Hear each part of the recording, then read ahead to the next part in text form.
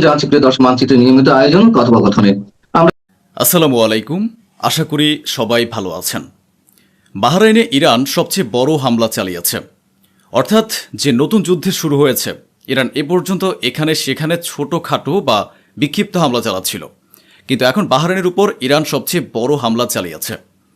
দ্বিতীয় দফার এই যে নতুন করে যুদ্ধ বা হামলা শুরু হয়েছে, তাতে সারা রাত ধরে বাহরাইনের মাটি ব্যবহার করে ইরানকে লক্ষ্য করে আমেরিকা রকেট ও মিসাইল লঞ্চ করতে থাকে। ইরান যখন পাল্টা জবাব দেবে তখন তো সেই হিসেবেই দেবে। হ্যাঁ, ইরান বাহরাইনের উপর সবচেয়ে বড় হামলা চালিয়ে দিয়েছে, আর এমন হামলা চালিয়েছে যে এখন আমেরিকা ও বাহরাইনও কাঁপতে বাধ্য হচ্ছে।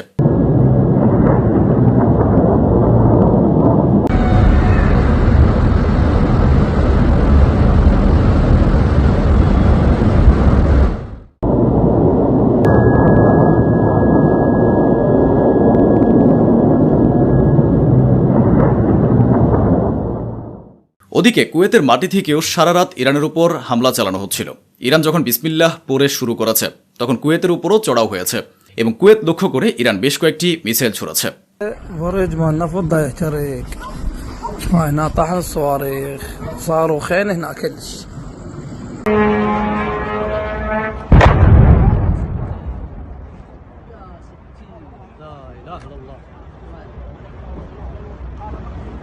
সুবহানাল্লাহ, আল্লাহু আকবার। আরও একটি দেশ রয়েছে, গত রাতে তাদের উপর হামলা হয়েছে এবং এখনও ইরান সেখানে হামলা চালিয়ে যাচ্ছে। সে দেশটির নাম জর্ডান, যার উপরে ইরানের হামলা অব্যাহত রয়েছে।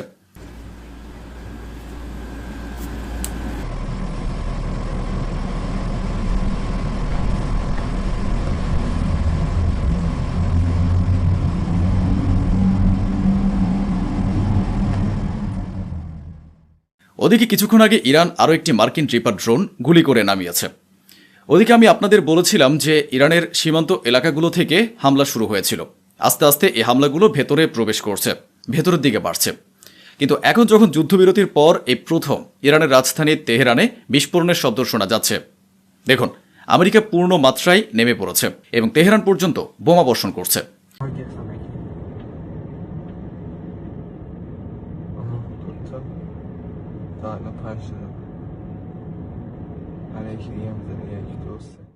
ঠিক এই একই সময়ে বন্দর আব্বাসে ইরানের আকাশ প্রতিরক্ষা ব্যবস্থা সক্রিয় রয়েছে।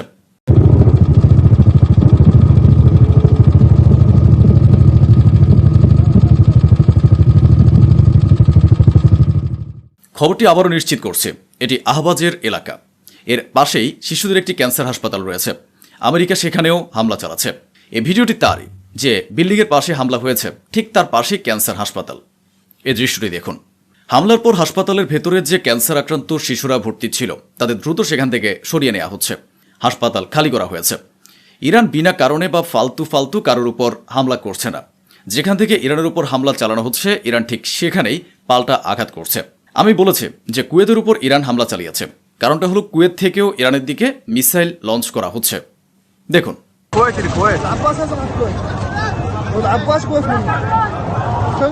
ডোনাল্ড ট্রাম্পের হঠাৎ আবার কি যে হলো।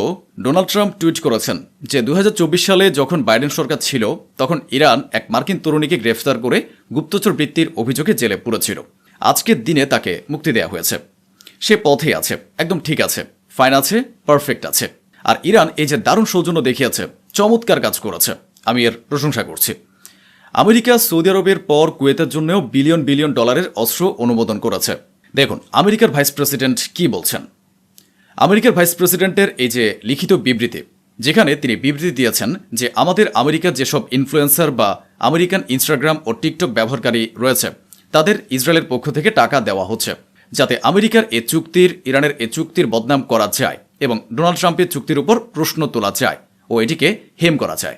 অর্থাৎ আমেরিকার ভাইস প্রেসিডেন্ট বলছেন, যেখানে যেখানে ইসরায়েলের নিজের স্বার্থ উদ্ধার করা এবং বিশৃঙ্খলা সৃষ্টি করার প্রয়োজন, সেখানে তারা টাকা খরচ করছে।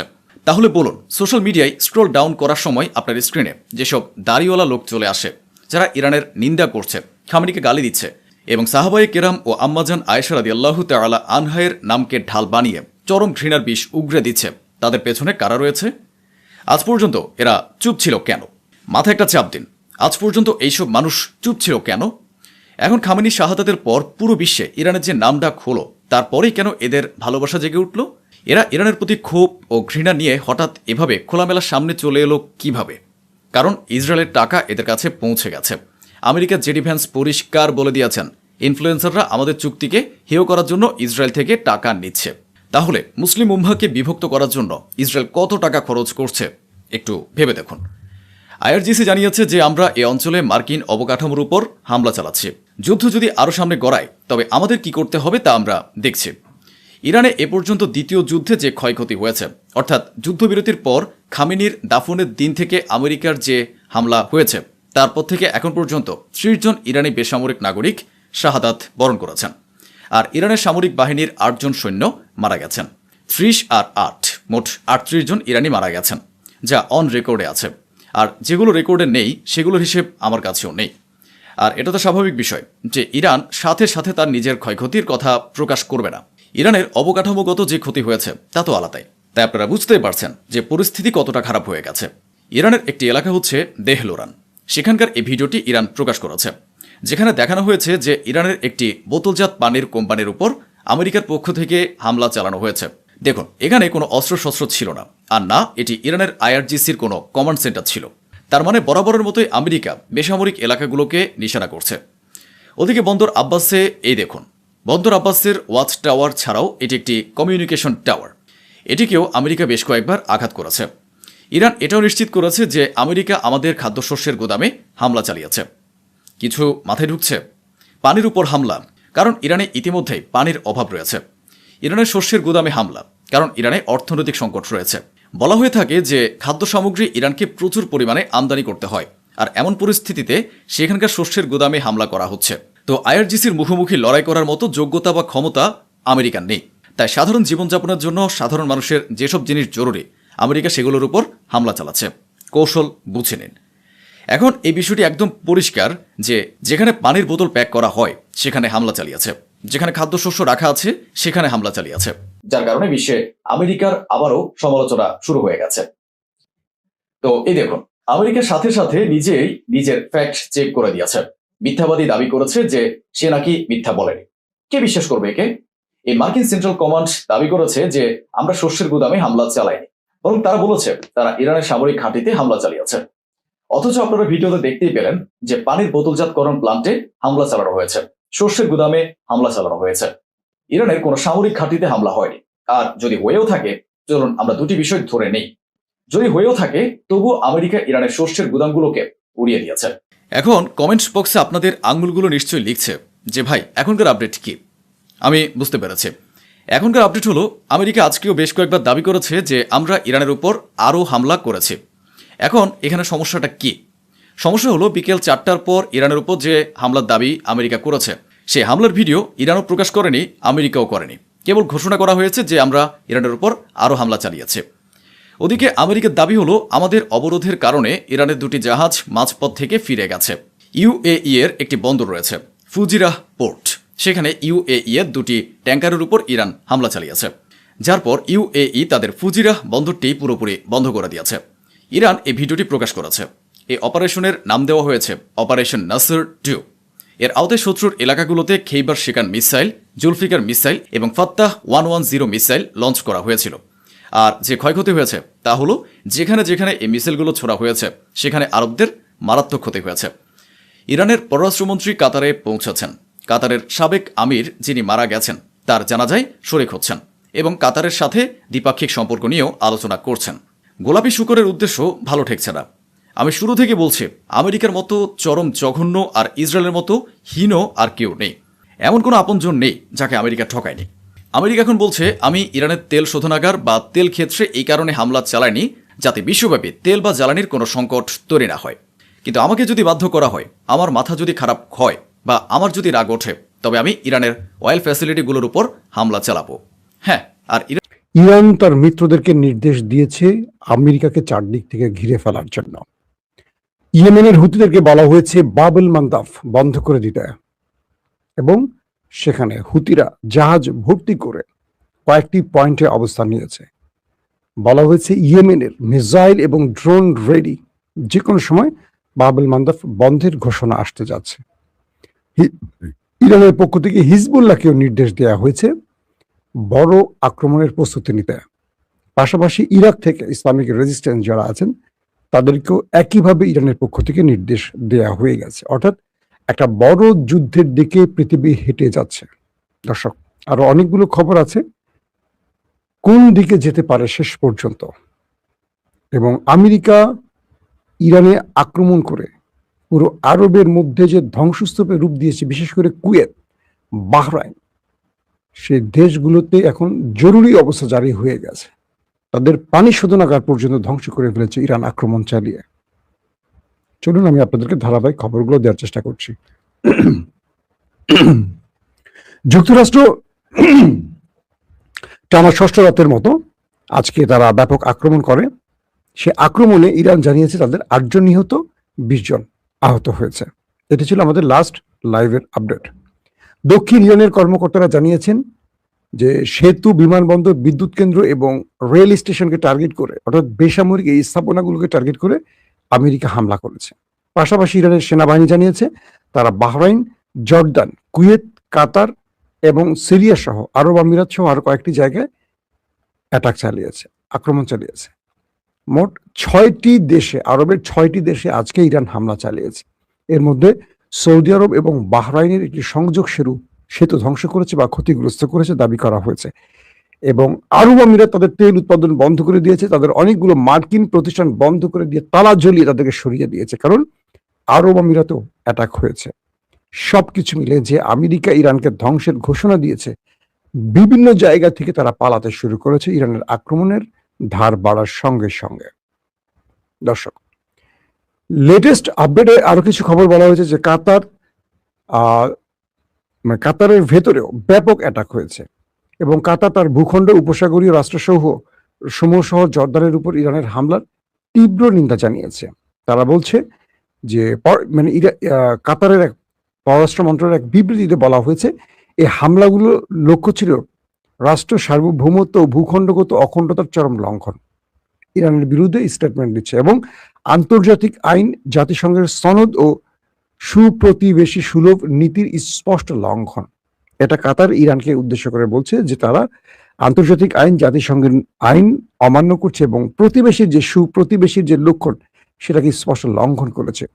কাতার তার বিবৃতিতে আরো বলছে যে এই হামলায় এর পরিণতির জন্য ইরানকে সম্পূর্ণ আইনগতভাবে দায়ী করে এবং তার সার্বভৌমত্ব ও নাগরিকদের সুরক্ষার জন্য আন্তর্জাতিক আইন ও জাতিসংঘের সনদের 51 অনুচ্ছেদ অনুযায়ী জবাব দেওয়ার পূর্ণ অধিকার ব্যক্ত করবে। অর্থাৎ জাতিসংঘে বিচার জানাবে কাতার। এগুলো কিছু না, কাতারের সাথে আন্ডারস্ট্যান্ডিং করা আছে। কাতারও তাদের ভূখণ্ডগত অখণ্ডতা রক্ষায় নিয়োজিত সহযোগী দেশগুলোর প্রতি সংহতি প্রকাশ করেছে এবং সকল সামরিক পদক্ষেপ অবিলম্বে বন্ধ করা, পরিস্থিতি আরো উত্তপ্ত হওয়া থেকে বিরত থাকা, আন্তর্জাতিকভাবে সংলাপ ও সমালোচনায় ফিরে আসে এবং পূর্বে সম্পাদিত কূটনৈতিক বোঝাপড়া মেনে চলার আহ্বান জানিয়েছে। আমি কাতার সম্পর্কে আপনাদের একটা গোপন তথ্য দেই। কাতারে যে ইরান হামলা করে, এটা কাতারের সাথে আন্ডারস্ট্যান্ডিং করেই করে। কাতার বলে দেয় তুমি মারো, আমি এই কথা বলবো কিন্তু তুমি মারো, কারণ আমেরিকা মার খেয়ে লাল হয়ে গেলে আমার লাভ। কারণ এই কাতার আর পাকিস্তান মিলেই আমেরিকা ইরানের মধ্যস্থতা করেছে। তো ইরানের সংগত কারণে কাতারে আক্রমণ করার কথা না। কাতার চাইছে আমেরিকা যেন কাতারের ঘাঁটি ব্যবহার না করে, কিন্তু এরা ছোট দেশ, আমেরিকাকে নিষেধ করলেই আর না করলে এরা পাত্তাই দেয় না। যেমন সৌদি আরব ভয় পেয়ে গেছে, এখন সৌদি আরব তার ভূমি, আকাশ, স্থল, জল কিচ্ছু ব্যবহার করতে দেয় না আমেরিকানদের ইরানের বিরুদ্ধে। তারপরে আরো কয়েকটি খবর আসছে এরকম যে আমি আপনাদেরকে মেহের নিউজের একটা রিপোর্ট আলোকে আপনাদেরকে কিছু তথ্য দিচ্ছি। ইরানের পক্ষ থেকে যে তথ্যগুলো দেওয়া হয়েছে সেখান থেকে ইরানের গণমাধ্যমের কম্পাইল তথ্যটা দিচ্ছি। আইআরজিসি পশ্চিম এশিয়া জুড়ে ব্যাপক প্রতিশোধমূলক হামলা চালিয়েছে।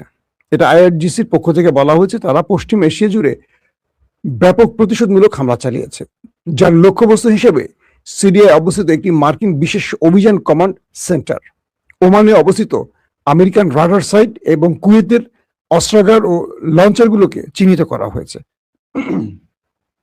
সিরিয়াতে তারা মার্কিন একটি বড় কমান্ড সেন্টার ধ্বংস করে দিয়েছে, যেখানে প্রচুর সংখ্যক আমেরিকান সেনা আছে বলে দাবি করা হয়েছে। এবং ওমানে আমেরিকার রাডার সাইট ধ্বংস করে দিয়েছে ওমানে। এটি হলো ওমানের কথা তারা বলছে। পাশাপাশি কুয়েতের অস্ত্রাগার এবং সেখান থেকে যে মিসাইল বা আক্রমণগুলো চালানো হয় সেগুলোকে ধ্বংস করা হয়েছে। এটা লেটেস্ট আপডেট, মানে আবার ওমানে ঢুকে গেছে ইরান, এতদিন ওমানে করেনি, আবার আজকে করছে। শুক্রবার এক বিবৃতিতে আইআরজিসির কর্মকর্তারা জানিয়েছেন, অ্যারোস্পেস ফোর্সের পরিচালিত অভিযানে একটি রাডার ব্যবস্থা, বেশ কয়েকটি বিশেষ অভিযানে হেলিকপ্টার ধ্বংস করা হয়েছে। আমেরিকান অ্যাটাকিং হেলিকপ্টারের কথা বলা হচ্ছে, ধ্বংস করা হয়েছে, এবং বিপুল সংখ্যক মার্কিন সেনা নিহত হওয়ার দাবি করছে ইরানের গণমাধ্যম। বিপুল সংখ্যক শব্দটা আবার খেয়াল করবেন, ইরানের গণমাধ্যম বলছে বিপুল সংখ্যক ওই দখলদার সেনা ওপারে চলে গেছে। এতে আরো বলা হয় যে দক্ষিণ পূর্বাঞ্চলীয় শহর ইরান শহরের নিকটবর্তী বাম্পুরে সেনাবাহিনীর ৩৮৮তম ব্রিগেড গ্যারিসনে বুধবার মার্কিন বিমান হামলায় শহীদ হওয়ার ৭ জন নিরীহ ইরানি সৈন্যদের রক্তের প্রতিশোধ হিসেবে এই হামলা চালানো হয়েছে। এবং তারা বলছে যে আমাদের সাহসী যোদ্ধারা হরমুজ প্রণালীর সম্পূর্ণ নিয়ন্ত্রণে রেখেছে। যতদিন মার্কিন যুক্তরাষ্ট্র তার দুষ্টমি চালিয়ে যাবে, ততদিন এই অঞ্চল থেকে এক ফোঁটাও তেল গ্যাস রপ্তানির অনুমতি দেয়া হবে না। এতে জোর দিয়ে বলা হয়েছে তাতে যত কিছু করতে হয় ইরান করবে। অর্থাৎ যতদিন আমেরিকা এখান থেকে চলে না যাবে এবং ইরানকে স্বীকৃতি না দেবে, ততদিন এই হরমুজ থেকে সব রকম জ্বালানি না, সব রকম সব পণ্য, সকল জাহাজ পৃথিবীর যে দেশেরই হোক সব বন্ধ, আর এখান থেকে চলাচল করতে পারবে না। এবং বলা হচ্ছে যে ইরান আরো বলছে যে তারা মার্কিন আক্রমণের প্রতিশোধ হিসেবে পাল্টা আক্রমণ করছে বারবার। অর্থাৎ মার্কিন যুক্তরাষ্ট্র তাদের উপর যে হামলাগুলো করছে সেই ধারাবাহিকতা রক্ষা করে তারা আক্রমণ করছে। এদিকে ইরানের একজন শীর্ষ সামরিক কর্মকর্তা বলছেন, আমাদের কৌশলগত হিসাব নিকাশ একটু ভিন্ন। তেহরান থেকে দক্ষিণে সমগ্র ইরান একটি অখণ্ড সত্তা। শুক্রবার একটি পোস্টে মার্কিন এক জেনারেল বলেন, পুরো ইরানকে রক্ষায় ইরানের সশস্ত্র বাহিনী বা আইআরজিসি বা তাদের আকাশ বা স্থল জল পথের বাহিনীগুলো, অর্থাৎ নৌ বিমান সব বাহিনী সর্বদা প্রস্তুত আছে। দক্ষিণ উপকূল এবং হরমুজ প্রণালীতে শান্তি ফিরে না আসা পর্যন্ত ইরানের বিভিন্ন প্রান্ত থেকে শত্রুর বিরুদ্ধে আমাদের কার্যকর ও সুনির্দিষ্ট লক্ষ্যবস্তুতে চালানো হামলা অব্যাহত থাকবে। এবং তিনি ব্রিগেডিয়ার জেনারেল মুসাবি আরো সতর্ক করে বলেন, আইআরজিসি অপারেশন নাসর 2 15তম ধাপে আমেরিকাকে একটা উচিত শিক্ষা দেওয়ার জন্য গালফ কান্ট্রির বেশ কয়েকটি গুরুত্বপূর্ণ টার্গেটে আক্রমণ চালায় এবং তাদের মহাকাশ বাহিনী কাতারে অবস্থিত মার্কিন আল উদেদ বিমান ঘাঁটির বিরুদ্ধে একটি তীব্র প্রতিশোধমূলক হামলা চালিয়েছে। আইআরজিসি জানিয়েছে যে এই অভিযানে একটি দূরপাল্লার রাডার ব্যবস্থা ও বেশ কয়েকটি মার্কিন আকাশপথে জ্বালানি সরবরাহকারী বিমান ধ্বংস করা হয়েছে। রিফুইলিং ট্যাঙ্কারের কথা তারা বলছে, যেগুলো ইরান ধ্বংস করে ফেলেছে। ইরানি বেসামরিক নাগরিক ও অবকাঠামোর উপর হামলা হলে আবারও এর কঠোর জবাব দেওয়ার ঘোষণা করা হয়েছে সেই মুসাবির পক্ষ থেকে, অর্থাৎ সামরিক কর্মকর্তার পক্ষ থেকে। অন্যদিকে আরেকটি খুব চমৎকার বক্তব্য আসছে ইরানের পক্ষ থেকে। আজ তেহরানে জুমার নামাজের খুতবায় হুজ্জাতুল ইসলাম মোহাম্মদ জাভেদ আল আলী আকবরী বলেন যে তিনি ইরানের একজন শীর্ষ স্কলার, গুরুত্বপূর্ণ ব্যক্তি ইরানের জন্য। ইসলামী বিপ্লবের শহীদ নেতা আয়াতুল্লাহ সৈয়দ আলী খামেনিকে হত্যার প্রতিশোধমূলক অভিযান শুরু হবে এবং এই হত্যাকাণ্ডের সকল পরিকল্পনাকারী, অপরাধী এবং সহায়তাকারীদের সরাসরি বিচার হবে শাস্তির মাধ্যমে। নতুন করে আবার শাস্তির বিষয়টি আজকে জুমার খুতবায় তিনি আলোচনায় আনেন। অপরাধীদের বিচারের আওতায় আনতে এবং হত্যাকারীদের শাস্তি দিতে তিনি একটি বহু পর্যায়ের প্রক্রিয়ার রূপরেখা তুলে ধরেন। তিনি বলেন, এই কৌশলের মধ্যে রয়েছে মার্কিন আঞ্চলিক সামরিক স্থাপনাগুলো লক্ষ্যবস্তু করে সম্পূর্ণ আমেরিকান প্রত্যাহারে বাধ্য করা, অর্থাৎ আমেরিকার যতগুলো ঘাঁটি আছে আরব দেশে, সেখানে আক্রমণ বা প্রতিঘাতের মাধ্যমে এখান থেকে আমেরিকাকে তাড়ানো, গালফ থেকে আমেরিকাকে তাড়ানোর মাধ্যমে তারা খামেনির হত্যার রক্তের বদলা নেবে, এখানে আমেরিকাকে থাকতে দেবে না। দ্বিতীয় বিষয় তিনি বলছেন, পশ্চিম এশিয়া থেকে ইসরায়েলি শাসনের অবসান ঘটানো এবং পরিশেষে যুক্তরাষ্ট্রের বিশ্ব পরাশক্তির মর্যাদার অবসান ঘটানো। অর্থাৎ পশ্চিম এশিয়া থেকে ইসরায়েলের পুরো শাসন ব্যবস্থা, তার যে খবরদারি, এটার অবসান ঘটাবে তারা।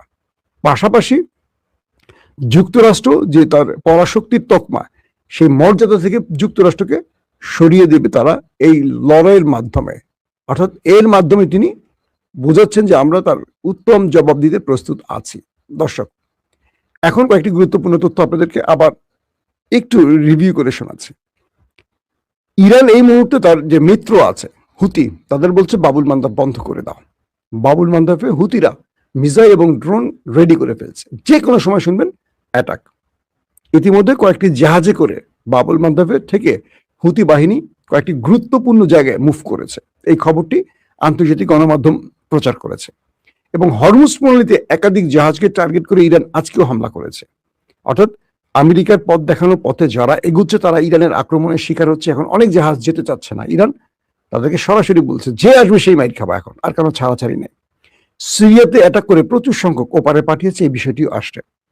পাশাপাশি ইরানের যত মিত্ররা আছে, হিজবুল্লাহ, হুতি, ইসলামিক রেজিস্ট্যান্স মানে ইরাক, লেবানন এবং ইয়েমেন, প্রত্যেকটি ফ্রন্টের মুজাহিদদেরকে প্রস্তুত করেছে ইরান এবং তাদেরকে বলছে যে কোনো সময় আমরা সবুজ সংকেত দেবো, তোমরা স্ট্যান্ড বাই থাকো, যুদ্ধের জন্য স্ট্যান্ড বাই। একসঙ্গে পুরো চারদিক থেকে আমেরিকাকে ঘিরে এখন অ্যাটাকের পরিকল্পনা করা হয়েছে।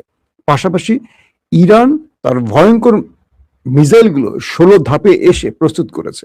বলছে তারা আজ রাতে আমেরিকার আক্রমণের মাত্রার আলোকে নতুন ধাপের অভিযান পরিচালনা করবে এবং আমেরিকা যদি ইরানের কোনো বেসামরিক স্থানে টার্গেট করে, আজকে আরবের বহু গুরুত্বপূর্ণ ব্রিজ এবং তাদের গ্যাস, পানি এবং বিদ্যুৎ কেন্দ্র উড়ে যাবে।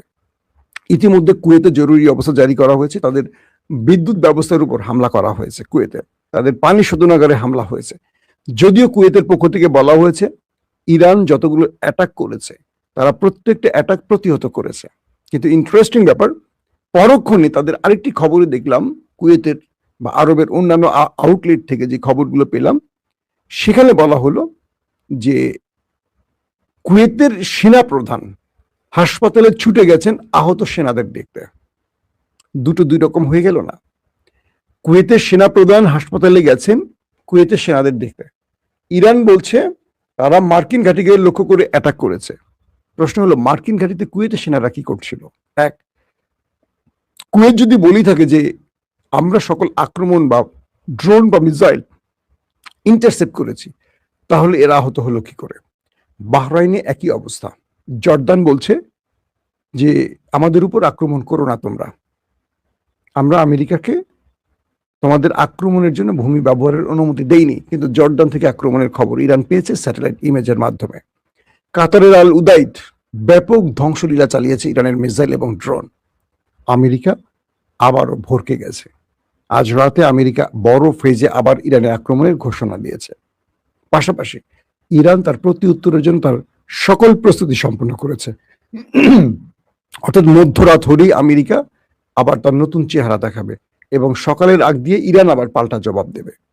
সবচেয়ে আতঙ্কের ব্যাপার, আরবরা এখন যে ভয়টি পাচ্ছে, এই যুদ্ধে এবার ইরান আরবের বেসামরিক টার্গেটে হিট করতে যাচ্ছে। এটা ইরানের ঘোষণা চলে আসছে। ইরান বলছে যে দেশগুলো আমেরিকা আক্রমণ করবে, যে দেশগুলো ব্যবহার করে, আমরা আর আমেরিকান শুধু ঘাঁটি টার্গেট করব না, কারণ আমরা আমেরিকান ঘাঁটি টার্গেট করার ফলে এই আরব দেশগুলো মনে করছে আমাদের তো আর কিছু না, আমেরিকাকে মারছে ইরান। কিন্তু এখন আমাদের দেশের যেহেতু বেসামরিক স্থাপনায় আক্রমণ আসছে, আমরা আরবকে আর টিকে রাখতে দেবো না, আমরা আরবকে মাটির সাথে এখন মেশাবো। প্রতিদিন আরব এখন নতুন করে দুঃস্বপ্ন দেখবে। ইরান বলছে যে আরবের কোনো গুরুত্বপূর্ণ স্থাপনা বাকি থাকবে না এখন, যদি আরব আমেরিকা টুটি চেপে না ধরে। এখন আরবকে প্রতিদিনই বড় হামলার মুখে পড়তে হবে। অর্থাৎ স্পষ্ট বার্তা, আরব একটা মহা বিপর্যয়ের দিকে যাচ্ছে। এখন ইরান তার ভয়ঙ্কর আক্রমণের সিদ্ধান্ত নিয়ে ফেলছে। আজকে আক্রমণ করেছে, শুধু সিদ্ধান্ত না, আজকে গুরুত্বপূর্ণ অনেকগুলো আরব মানে কি বলবো আপনার বেসামরিক স্থাপনায় ইরান আক্রমণ চালিয়েছে। তবে আগামীকালকে আমেরিকার আক্রমণের উপর ডিপেন্ড করে ইরান আরো বড় রকম অ্যাটাক চালাতে যাচ্ছে। আমরা এটুকু বলতে পারি, আরবের উচিত এখনই আমেরিকাকে নিবৃত করা। যদি আরব আমেরিকাকে নিবৃত্তি করতে না পারে, এই সাজানো গোছানো আরবটা ধ্বংস হয়ে যাবে, যেটা ইসরায়েল চায়। ইসরায়েল চায় মুসলমানদেরকে শেষ করে ফেলুক, আর সেই বেকুব মুসলমানরা সেই কাজটি করছে। আবার বাংলাদেশের কিছু আছে আমাদের গাছবলদ, তারা এটাকে খুব ভালোভাবে সমর্থন করে। তারা আবার ইদানিং আমাদেরকে আমরা আর্জেন্টিনা সাপোর্ট করি কেন, এটা করি কেন, এই জন্য আমাদেরকে ইহুদিদের দালাল বানাইছে। এইসব মূর্খদেরকে নিয়ে বাংলাদেশটা আসলে কি করব, অবাক লাগে। এই দেশটা আসলে শিক্ষিতের চেয়ে মূর্খ বেশি। এই দেশের ধর্ম চর্চার চেয়ে ধর্মকে নিয়ে বেশি শয়তানি চলে বাংলাদেশে। যে মানুষগুলো এই কথা বলছেন তারা পৃথিবীতে কোনো দেশে কোনোদিন সফর করেন নাই। বাংলাদেশে একজন নবী আসে নাই, একজন সাহাবীর পা পড়ে নাই, কিন্তু এই দেশে সবচেয়ে বেশি মাসলাত দেয় মানুষ। এই দেশে সবচেয়ে বেশি আলেমদের মধ্যে বিভাজন আছে।